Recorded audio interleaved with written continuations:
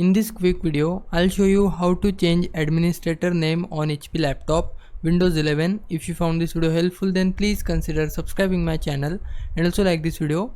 So it is a very straightforward process. In my start menu, you can see I have two accounts in my laptop.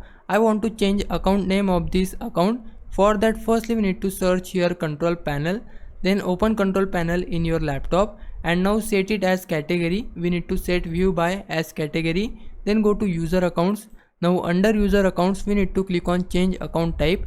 Then you will see all the accounts which are available in your laptop. We need to select the account which name we want to change. I want to change name of ABC. For that I'll select this account.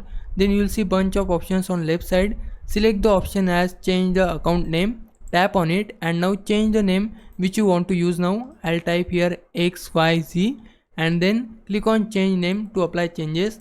Now if I go to start menu, you can see my name has been successfully changed from ABC to XYZ. Now it's your time to repay me. For that you can just subscribe my channel. I would really appreciate it. For now, thanks for watching. Bye bye.